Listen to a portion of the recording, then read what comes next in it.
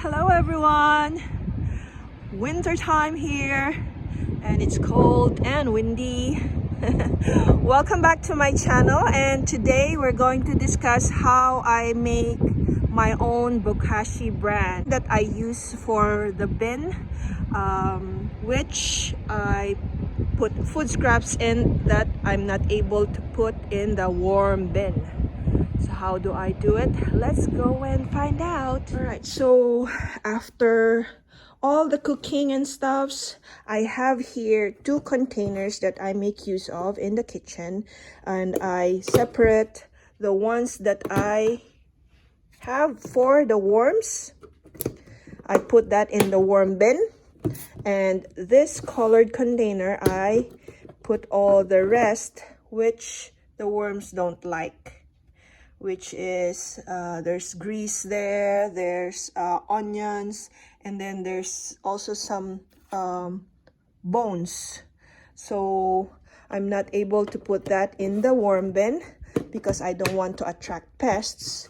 So I separate that, and this food scraps that I generate, it's not a lot, but I make use of Bokashi bin. Down here in the garage, I just make use of a regular 5-gallon bucket, and it needs a lid to seal the contents, and this is full.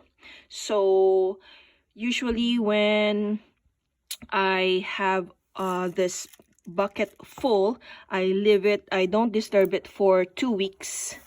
I want the organisms to totally ferment it before I open it because they are anaerobic bacteria. So this is airtight, but at the bottom, as you can see, there's a basin here. At the bottom, I have holes because I want the liquid to drain, and I usually check this about 2 to 3 days. I empty this basin because there would be a bit of liquid, not a lot, but I dump it because I don't want this bokashi bin to smell. So I've removed the bin, and this is the liquid. It's not a lot, but still it's significant if it accumulates inside the bin if I don't have holes at the bottom. And this one I usually dilute and use it to water the plants. So anyway, let's get back to the topic, and that is, how do I make this Bokashi Bran? This is the finished product. It's the brand that I use to ferment the food scraps in the Bokashi bin. So I top up the food scraps with around 4 or 5 scoops of this. The food scraps that are the volume would be the whole ice cream container. So I put it in the bin and put 5 scoops of this on top and let it sit there, seal the bin, and let it ferment. Alright, so how do I make my own Bokashi Bran? I use just regular bran. I buy it in bulk to save cost, and I would put for every cup of warm water, I would put a tablespoon of molasses and also a tablespoon of EM1. What is EM1? It's the microorganisms that we are going to culture to grow on the bran so that we can use it for bokashi fermentation. And that 1 cup of mixture of warm water with a tablespoon of molasses and a tablespoon of EM1, we would pour it here in the bran and mix it, and I would add the same amount as and when needed because I want this bran to be moist but not too soggy. So let's get that going and mix this.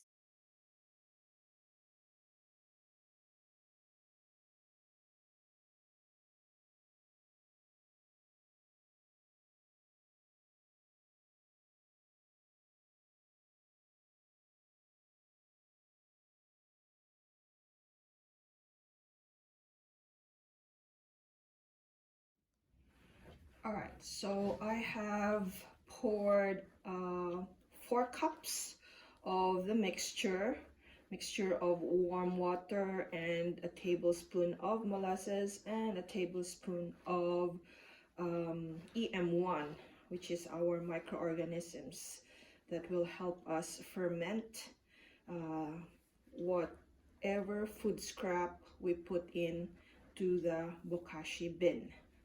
Okay, and I'm sure that this is the right consistency. I would squeeze and nothing is dripping, and then it would retain the shape. So that means I have the right amount of moisture or the right amount of mixture that I've put in, which is for this amount of bran, I have put in 4 tablespoons full of the microorganisms, the EM1 as they call it. EM1, I can also make it. You can actually purchase or buy it, but I also make it myself through the help of rice wash. So maybe next videos in the future, I will also show how I make my own EM1. I'll also discuss in a later video, because I think in a few days time my bin will be I'll be able to bury it because it's been 2 weeks since I've filled it up, so I can start a new bin, and I'll show you how I use this bran and mix it with my food scraps so that I can dispose of it without attracting any rodents or any pests. So we'll need to put this in a bag, a plastic bag, what I have here. It needs to be stored in dark, warm, and also closed in with this plastic so that the microorganisms that we want for our bokashi fermentation will grow.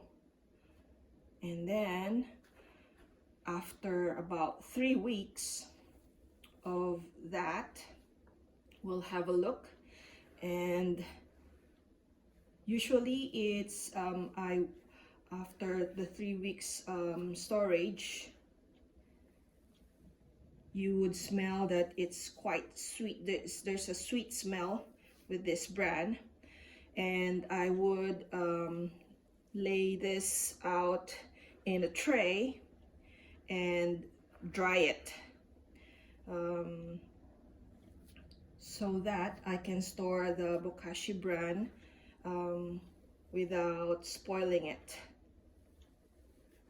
So once it's dried, then I can store it and use it for a longer period.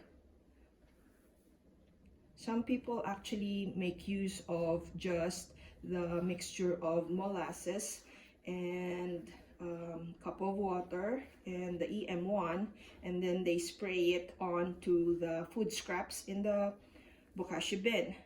But the thing is, I usually get rid of my scraps like maybe after 3 to 4 days in a regular container, food scrap container. I don't usually use quite a lot of this bran, so I want to be able to store it. I want to be able to have it ready as and when I need it, but not a lot. So I want this to be able to store in the shelf for a longer period. There's still a few that's not mixed in, so I need to make sure that they're all mixed in together. You can also buy this bokashi bran in the store. But of course, for me, I want to be able to have it as a practical way of disposing my food scraps and not cost too much, so that's why I make use of my homemade bran instead of buying it. If I can make it myself, then I will save quite a bit of money in disposing food scraps. So this is good, and I'll put it now in the plastic for storage.